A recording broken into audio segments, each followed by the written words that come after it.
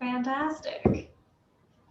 People, a few more seconds. Just gonna look at this inside cover again. It's really pretty. And oh, I hadn't taken off the jacket yet. Whoa. Incredible. It's very fancy. Yes, that's what we like to see. Amazing. Alrighty. It looks like it is time to get started. Actually, pulling up my intro. So sorry, bear with me for one moment. People, a few more seconds to settle in still. Alrighty. And now, here we are. Hello, everyone, and welcome to Politics and Prose Live. My name is Ellie, and I'm a bookseller in the Children and Teens Department at Politics and Prose. Thank you for joining us and tuning into this format where we continue to bring authors and new books to you. I am thrilled to welcome our guests this evening, Robin, Talley, and Saundra Mitchell, who are here to celebrate the publication of Robin's new book, The Love Curse of Melody McINTYre. You can click the link we will drop in the chat to get your own copy of their books, and we will have signed copies of The Love Curse of Melody McINTYre while supplies last.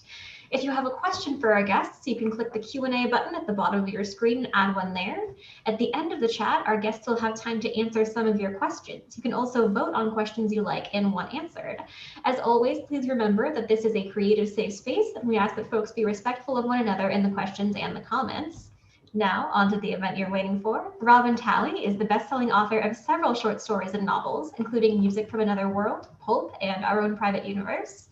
Before she turned to writing full-time, Robin did digital communications for LGBTQ rights, women's rights, educational equity, and other progressive causes. Her books have been shortlisted for the Lambda Literary Award and CILIP Carnegie Medal. Robin currently lives in Washington, D.C. with her wife and children. Saundra Mitchell has been a phone psychic, a car salesperson, a denture deliverer, and a layout waxer. She's dodged trains, endured basic training, and hitchhiked from Montana to California. The author of nearly 20 books for tweens and teens, Mitchell's work includes the Edgar-nominated Shadowed Summer, the Vespertine series, Lambda finalist and IAA winner All the Things We Do in the Dark, and she has edited 3 YA anthologies, Defy the Dark, All Out, and Out Now. She always picks truth for dares are too easy. And now, without further ado, our guests. Hi. Hi, thank you so much for that, Ellie. Thank you. Sorry, I was just thinking of a much cooler bio than I do, Saundra.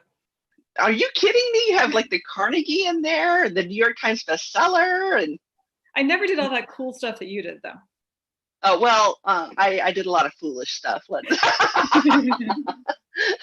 I'm really excited to be here in conversation with you because this is the first time we've actually gotten to like talk to each other this way. I have lots and lots of email and Twitter and things like that, but it's so good to see your beautiful face. It's so good to see you too. I can't believe we haven't been on a panel, like a live, real panel together before. I know, right? I mean, we have both been kicking around a little bit in the YA space for a little while. And you know what I find interesting is that when I was invited to come and be in conversation with you, our mutual editor, Kristen, said, I thought it would be really interesting for you guys to talk to each other because you both started out really dark and you've gotten really light. And I'm like, is that the case? And, you know, I've looked back over your books, you know, all of which I've enjoyed. And I don't feel like that you've gone like from, I mean, certainly there's darkness and light in there, but I feel like you've kind of done what I've done, which is you've rolled into the space that felt really temporal at that moment. And I know that when I invited you to be part of the All Out anthology, I had no idea what kind of story I would get. And then boom, you know, I got a Georgian romance, which was so much fun. So I think a lot of times people ask, where do you get your ideas? I'm going to ask, how do you decide what you're going to work on in a given moment? Huh. That's a really interesting way of looking at it. It's a really, really interesting question. So yeah, I mean, it varies. And that's interesting to think of having gone from dark to light, because I guess I think of myself as sort of going back and forth. Like some of my books are darker and some of my books are lighter. And like, definitely like the first book that I did with Kristen, our mutual editor, was like a ghost story about like death. And so this new one, like this is not, if you can tell from the cover, this is, there are no ghosts and I think everyone lives. I don't think anyone died. And it's like, it brings like the confetti, the roses, everything. It's the opposite of As I Descended. Yeah, and there's like this motif throughout of like hearts, like the designer put like hearts in throughout the book. I'm like, it's not like, you know, it's candy colored. Yeah, so it's true. I guess there is a dark to light thing, but I didn't think of it that way. I don't feel like I'm always going to write like light books forever, but it's really just in the moment deciding what I want to write and what where I'm being drawn. And it's kind of responding to like what's going on in the world, but it's also not, because, you know, in publishing, like everything, like I started writing this book 3 years ago. Like I didn't know, things were pretty dark 3 years ago, but I didn't know what it was going to be like, you know? So it varies. It's really just in a moment, like what story grabs me, or in this particular case, it actually started with the character of Melody McINTYRE. It was like, she grabbed me. And I was like, okay, this is going to be a light story. Like this is about a girl who's like, sole concern is like putting on a really good musical for her high school. Like that is what is driving her. That is her motivation, and that is great. That is a wonderful, realistic motivation for a teenager to have. But you know, it's not dark, and that's just sort of, so for me, I think it really almost feels like chance a little bit which direction I'm drawn in, because stories can come from so many different places and so many different sources that it's I don't really think of it as necessarily aiming for one tone or another. I don't know. How about you? You know, I tend to end up writing the book that bothers me the most in a given moment.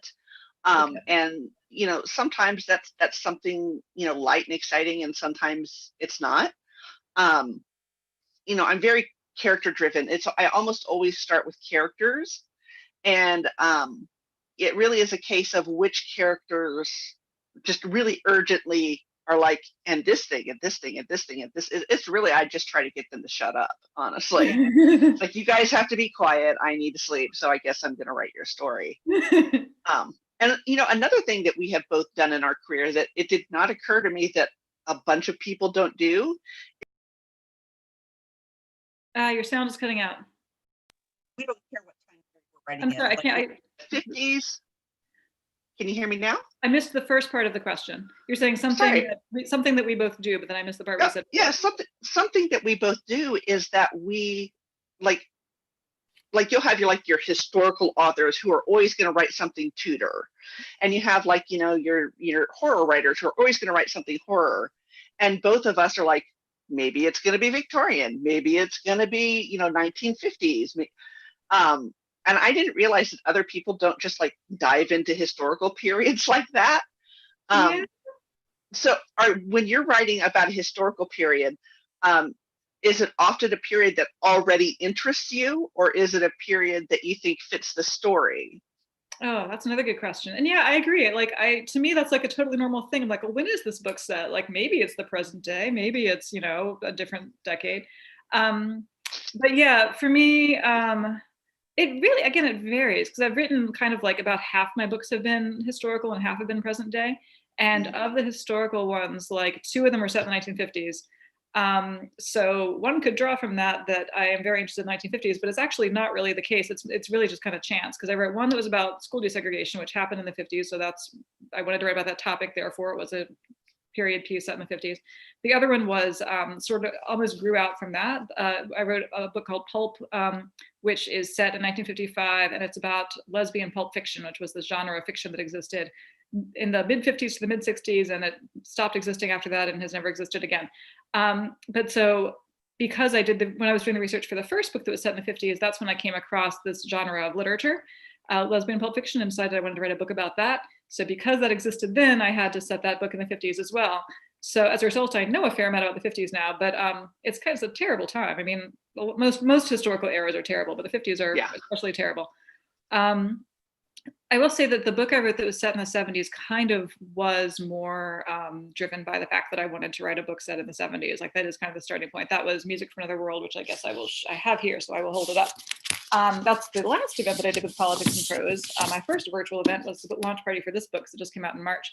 But it's set in 1977 and 78, and that did sort of come out with, started with my fascination with that period, because it was the era when the gay rights movement reached like a turning point, the Harvey Milk era. And so I wanted to explore that era. So that particular book did sort of come about that way. The book I wrote for the All Out anthology, though, which is the anthology that Saundra edited, one of the several anthologies that Saundra has edited, the one that I had a story in.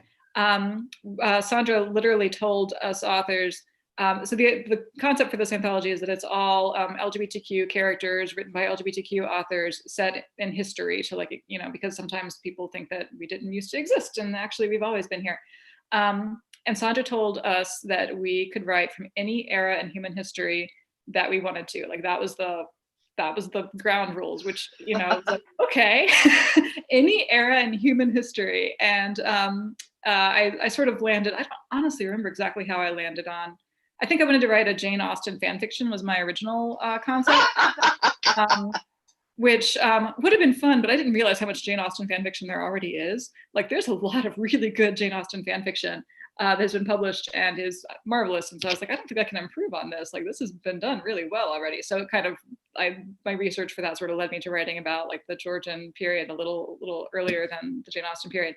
But that was really just fun, being able to just choose any historical story and go forth. Like, that was really, really exciting. Sorry, I feel like I've sort of gone off on a tangent now. No, you haven't. We're finding out why the times draw you. Yeah. So you did not go off on a tangent at all. It's totally on point. Oh, okay, good. Yeah. And that's one of the things that I find that I have found interesting is, you know, with the lies we tell ourselves and Pulp both being in the same era, you know, they couldn't be more different books, even though they're both set in the same historical era. I mean, the worlds are just so separate in a way. I mean, can you imagine, you know, your very first initial characters coming across a lesbian pulp novel and, like, yeah, it's a very different world. Yeah. So I mean, that's, so yeah, you've gone from dark to light, and also, you know, in and out of time and things like that. Is there a time period that you would like to write in that you haven't? I would like to, yeah. I mean, I would like to explore more farther back. It's challenging them. The farther back you go, the more intense the research is, and the, like, more speculation you have to do about queer lives. Since my characters are all queer, at least so far. And that generally is what I intend to continue doing. It's challenging. There's been some really interesting stories that I've enjoyed consuming that go farther back, but I don't know if I have it in me to write something that goes really far back into, like, you know, 19th century, 18th century, something like that. It'd be really fun to do it, but a big challenge. So that would be like Georgian era is as far back as you dare. Oh, I don't know. I mean, I could do that for a short story. I don't know if I could do that for the duration of a novel. Maybe someday. I would like to do something like that someday. Okay, yeah, that's, one of the things that I do enjoy about your books is that, you know, it's very centered on queer love and femme queer love, which, you know, certainly we have had a wonderful explosion of queer literature in YA in the last 10 years. It's absolutely fantastic, but kind of when you move out of the YA sphere, we don't get a lot of media about women's lives or femme lives. And, you know, obviously you're a femme presenting person. I'm a femme presenting person. And so we're feminist people. Was it always your intention to always center femme people, or is it just that's where your heart lies and that's what happens? Yeah, I mean, it's varied some from book to book. It's not something that I necessarily set out to do, but it's also wanting to, you know, tell stories that are from my experience to a certain degree, and have other folks tell stories that are from their experiences as well, and try to, you know, read as diversely as I can from experiences that are different from mine. That's one of the things I liked about music, was that you know, I mean, that's such a tinderbox moment in history for so many different things at once. So many things were exploding all at the same time. And, you know, the way that, you know, you have that anarchy in those characters, and just the way that it reflects the anarchy that's happening around it, is a very punk rock book. And I have always really appreciated having an opportunity to, you know, finally get to enjoy stories about girls and feminine presenting people throughout history, because we do tend to get all of these stories from a masculine point of view. And I have always appreciated the fact that you have gone out of your way to make sure that your version of history looks like history as opposed to a glass of milk. So when you're going through and you're creating characters, how do you balance what you know as a white author and what you need to know to present the characters who are not? Because I appreciate the fact that you've never like shied away from it. I know that some people try to hide from it because they don't want to mess it up, and you have always been very right there, front and center, and owned mistakes that you've made, and continued to move on forward even though you've made mistakes.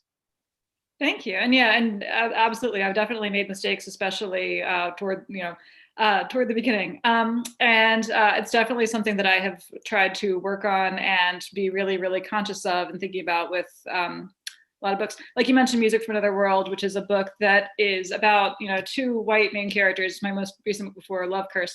And there are secondary characters who are characters of color. And that's something that I definitely am approaching, I hope, with more like intention and more awareness than I did toward the beginning of my career. That's certainly my goal. And so it's been fun to work with a lot of different readers, like content readers along the way, of course, but also toward the beginning of like more toward the early stages of writing processes, doing like a ton of research in a more like thoughtful way than I did before, as well as reading as much as I can by authors who are writing from their own spaces. Reading authors of color, writing about characters of color has informed a lot of my my own work as well. Trying to think of some good like specific examples.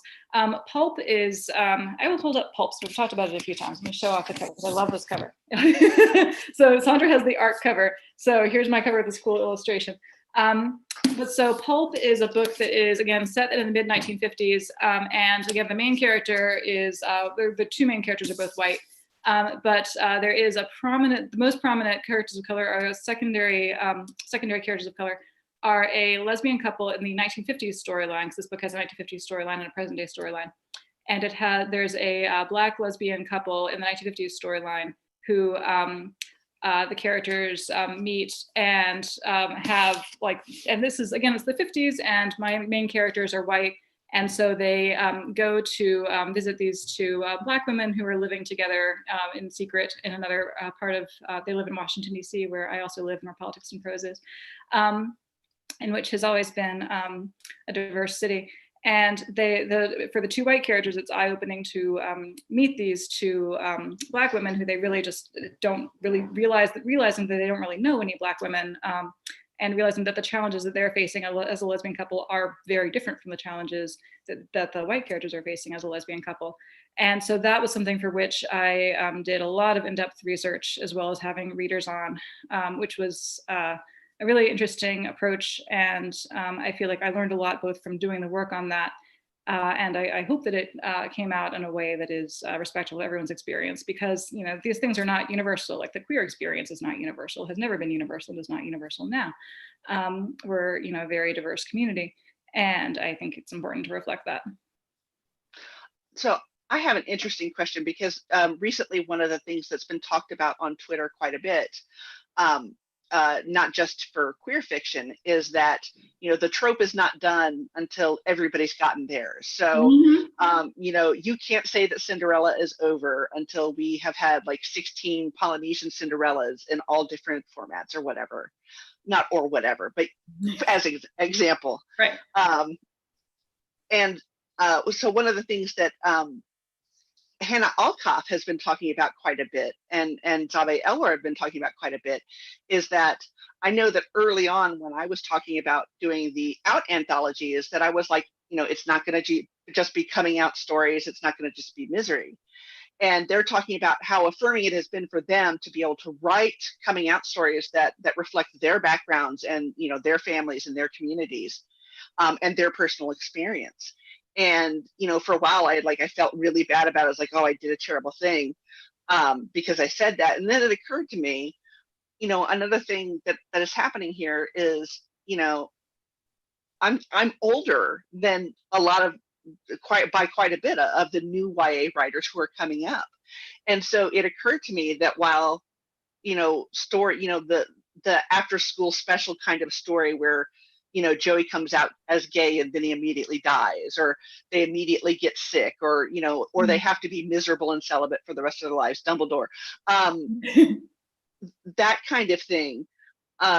They haven't grown up with that. So for them, for this new group of young queer writers coming up, it's been erasing to not see any of those stories, because for them, those stories are not, fraught with my issues.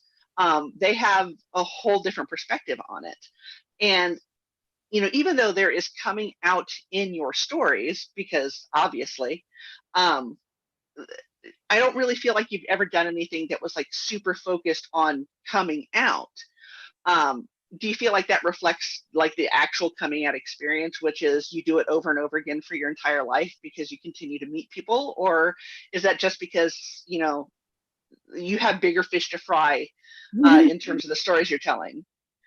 I think it is partly like sort of what you were talking about. I'm also of a somewhat older generation than, like, certainly compared to like the teenagers that we're writing for, but compared to some younger authors as well. And there is a certain amount of like, probably not as much anymore, but more when I was starting out, like not wanting to tell a story that I felt like had been told a lot of times already, in terms of like a straightforward coming out story. But the thing is, there is no such thing as a straightforward coming out story. Like, everyone's story is complex and everyone's experience is different, and it depends on a million things about your circumstances and also, your personality and what's going on with you, like how you feel internally.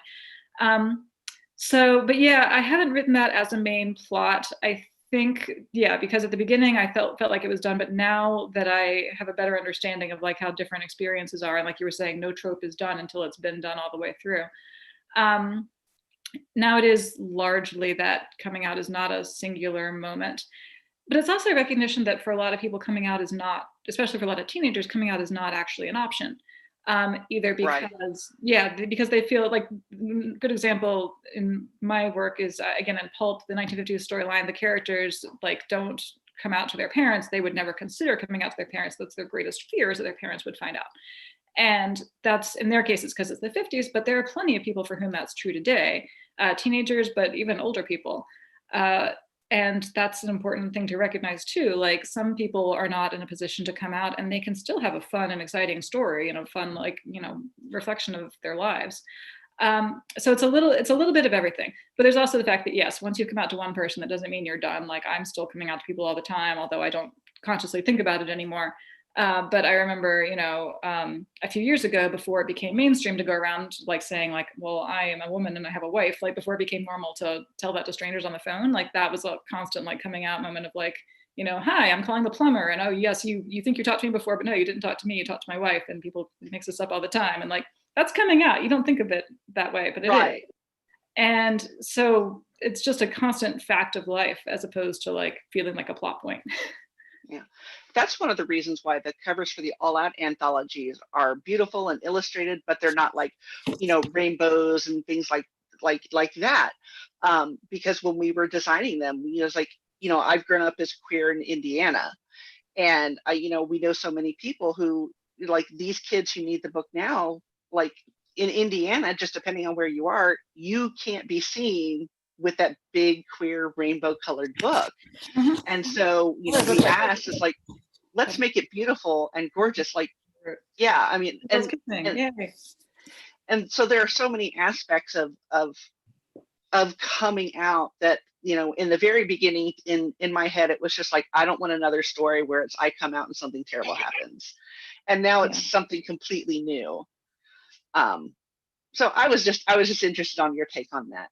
Yeah, I do want to add, like, pretty soon we need to let other people ask you questions because they're here to hear you. Okay. We have 3 minutes because I've been watching it very closely. But I do want to ask about the love curse of Melody McINTYRE. Were you a theater geek in high school? I was a geek, but I was not a theater geek in high school. I dated theater geeks in high school and continued to do so. And I married a theater geek. My wife is a theater person. So I'm a theater geek by proxy, but no. I hung out backstage a lot because that's what happens when you date theater geeks. Right. Yeah. I know I was a theater geek in high school. And I was loving the list of it. It's like, every show will have a, superstition. You will not break this superstition. Here are superstitions we're totally not going to break. And it's just, it felt so familiar to me. And it's like we had one production of Anything Goes where nobody was allowed to drink Sprite for the entire production. I have no idea why it was Sprite, but that's what it was. So it felt really super familiar to me. And I mean, but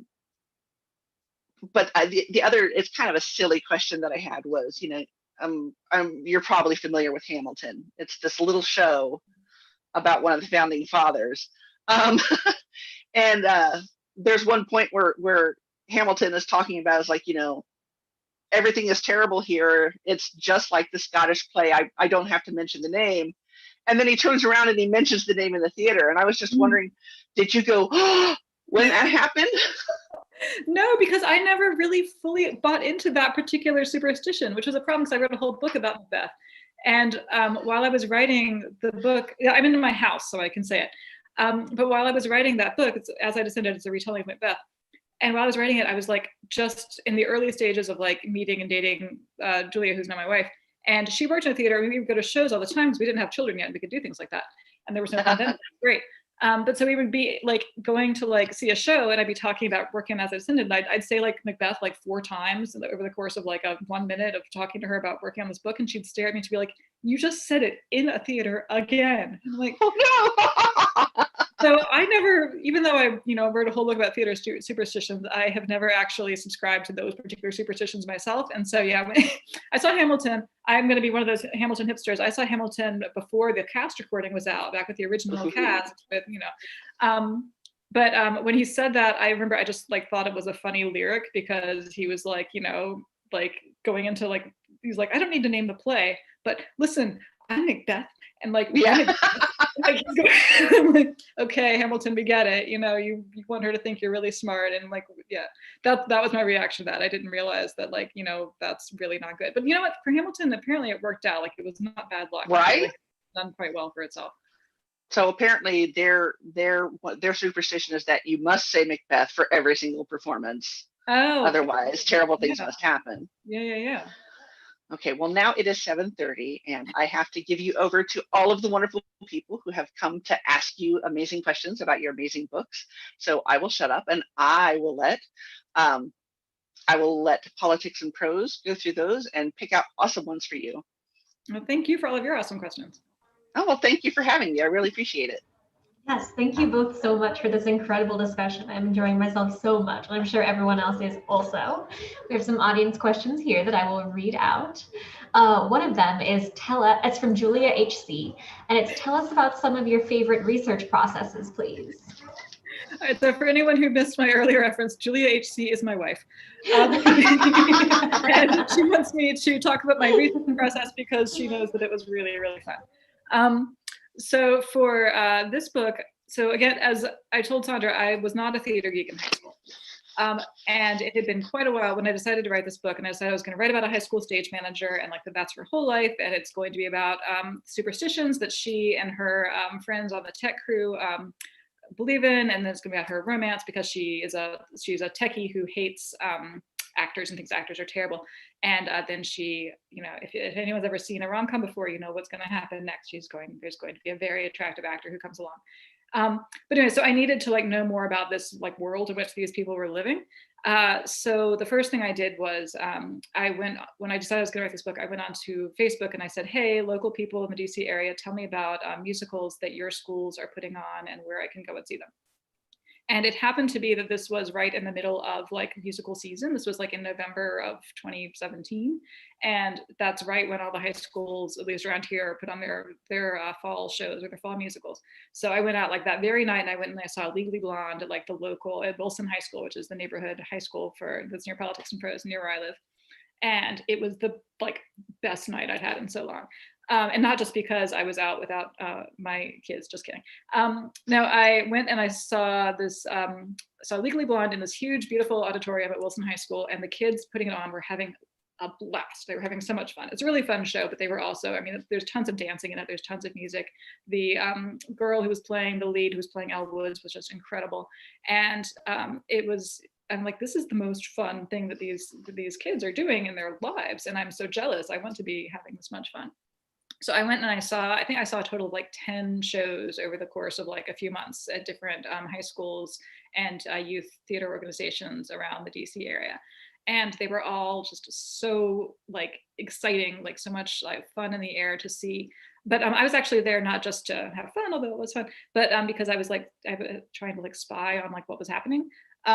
So I was watching the kids on stage, of course, which, you know, is easy enough to do without spying, but I also had to try to see like what the technical people were doing, like the theater techies.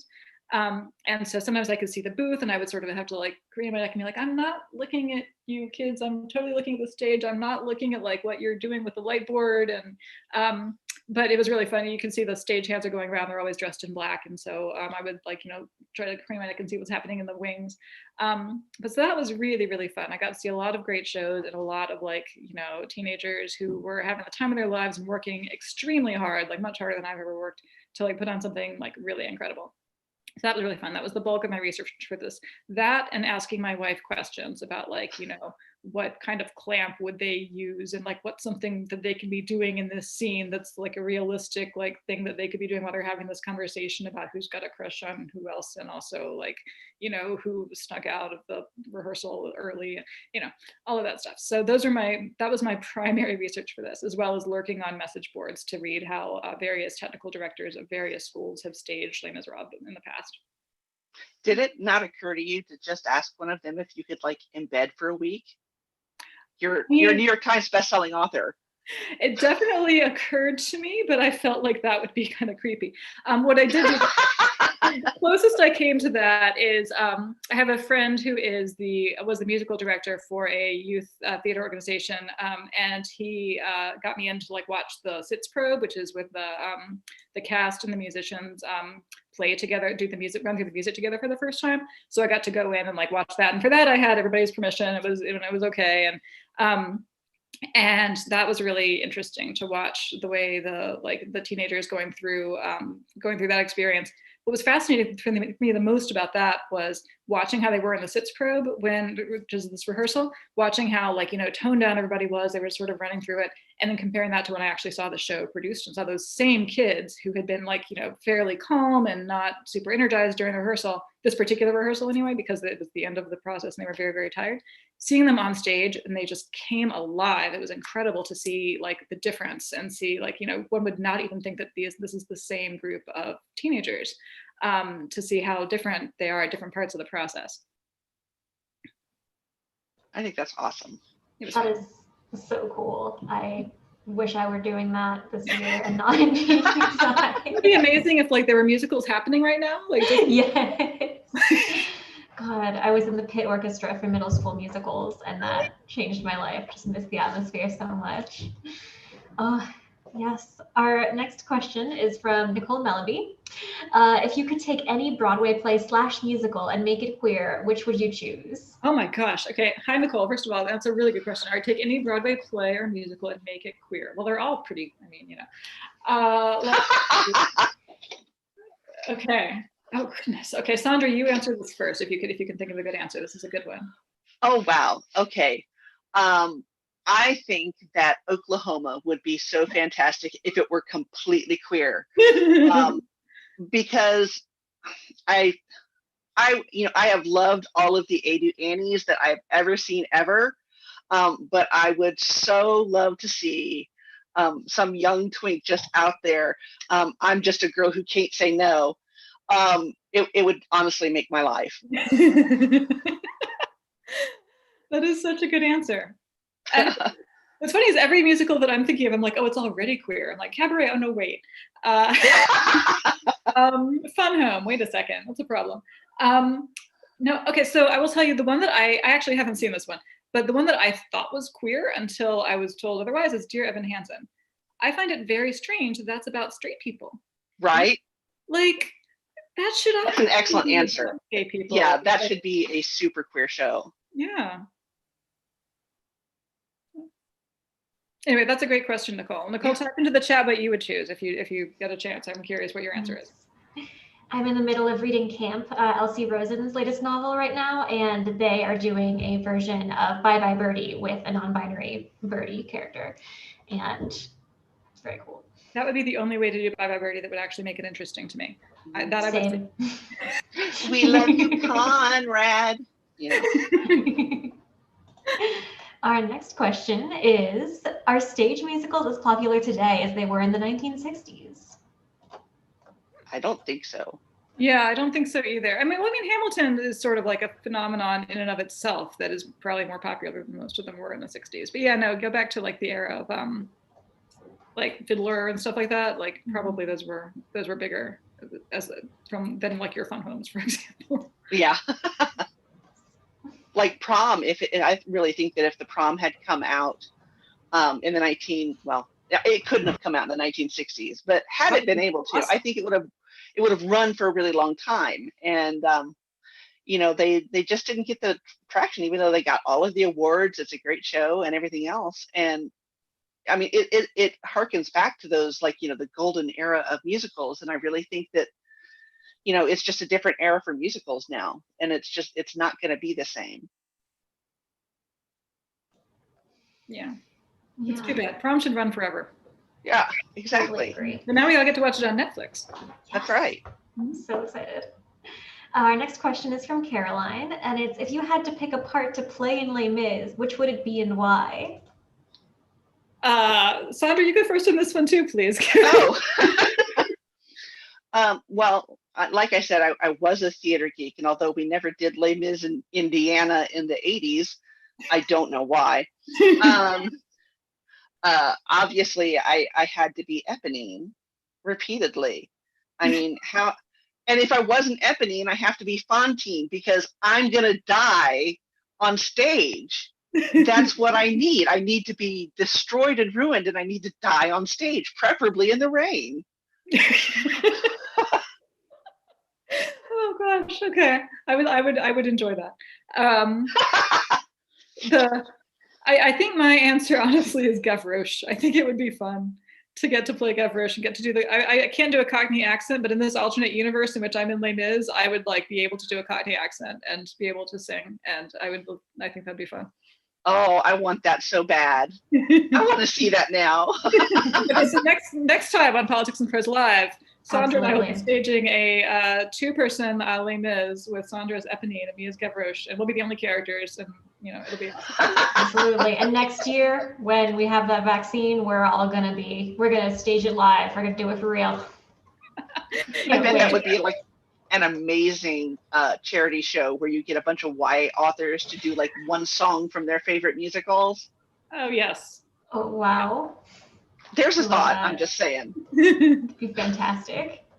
Our next question is from Jarrett, and it is, how much research did you do into the specific musical you ultimately selected, and did you consider any others before Les Mis, and why did you ultimately decide to select that show?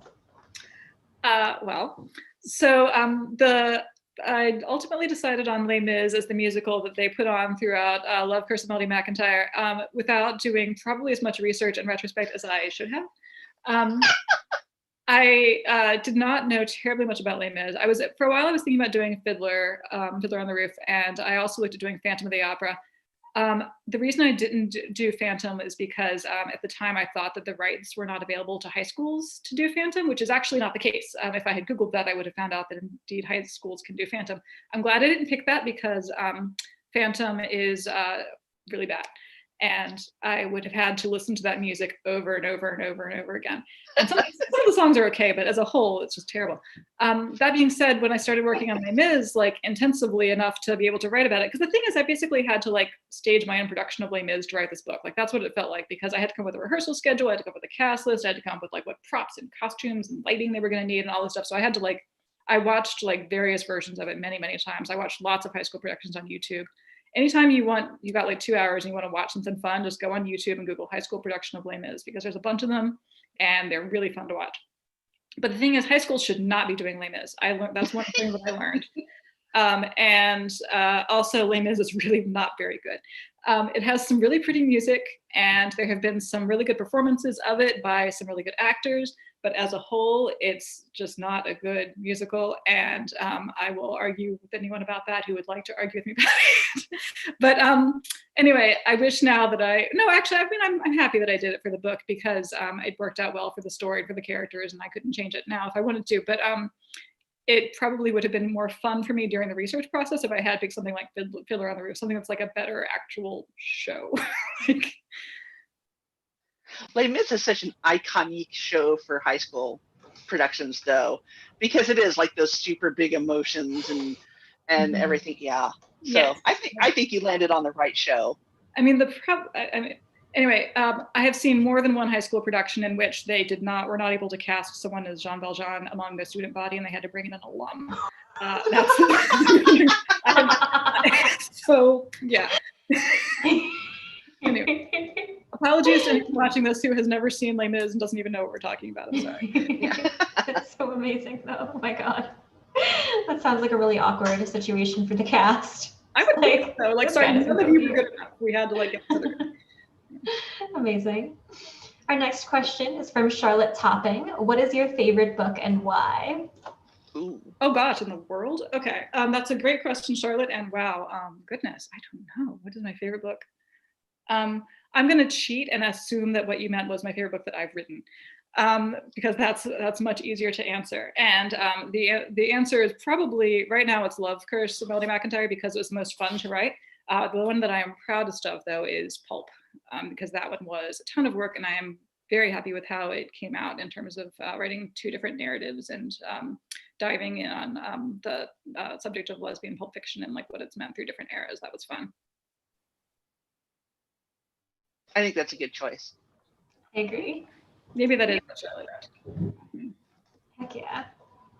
And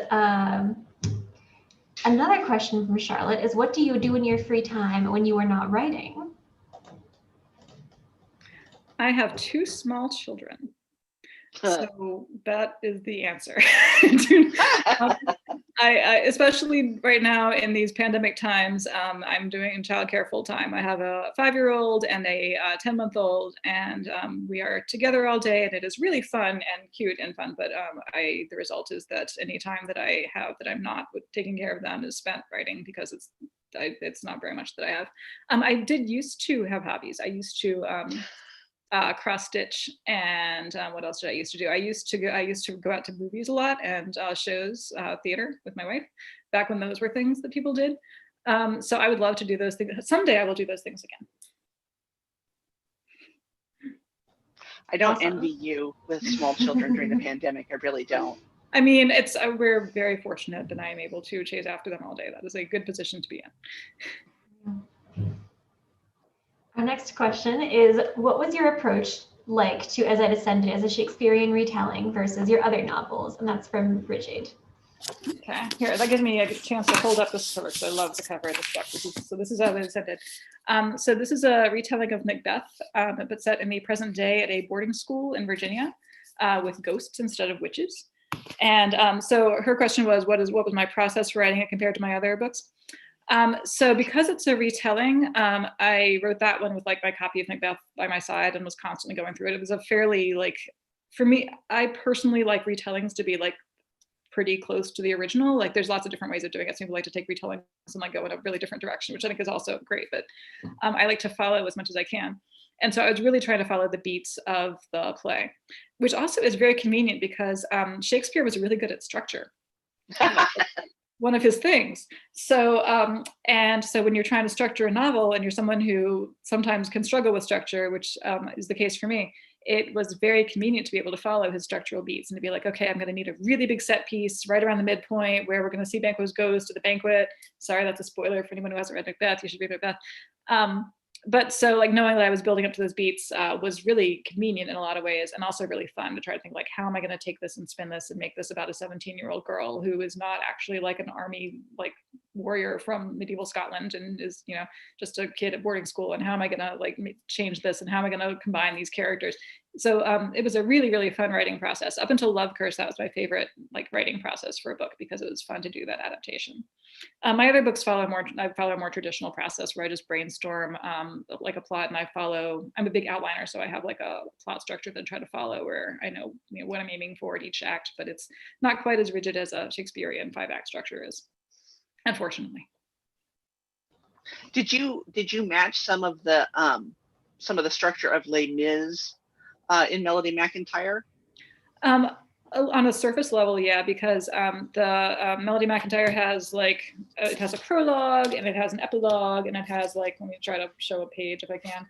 Like I divided the chapters or like scene numbers. You can see this is scene 6, and I put in like the location. So it's the Les Mis also has a prologue and an epilogue and a 2-act structure and intermission.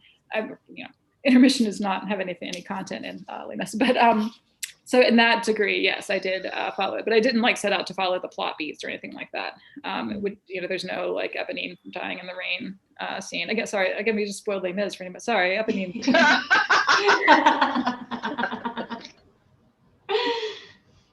I love it. Yes. Thank you both for all of these fantastic answers and these discussions. One last question from me is, what are you reading right now? Saundra, do you want to go first? Sure. I am lucky. I'm so lucky. My wife is on the Stonewall Committee. And so all year long, every single queer book in the entire YA universe has been coming directly to our house, which has been so pleasurable. I would have bought them anyway, but just like to have them show up is amazing. And I have been reading, aside from Melody McIntyre, A Universe of Wishes, which is a We Need Diverse Books anthology that's edited by Danielle Clayton, who wrote the Bells. And I mean, okay, first of all, it has Samira Ahmed in it. It has Kwame Mabalia in it. It has Anne-Marie McElmore in it. Like, it has so many favorites in it. And like, it like the idea of like the fairy tale and you have one wish is like so embedded into Western culture. And this explodes the idea of, what a wish story can be. And it's just, the authors are incredible. The editing is incredible. Like the cover is incredible. I would marry this anthology. Wow. I really would. It's wonderful. That looks amazing. I cannot wait to read that. I know, me too. And I'm reading, I was trying to pull it up on my phone, see if I can make it big.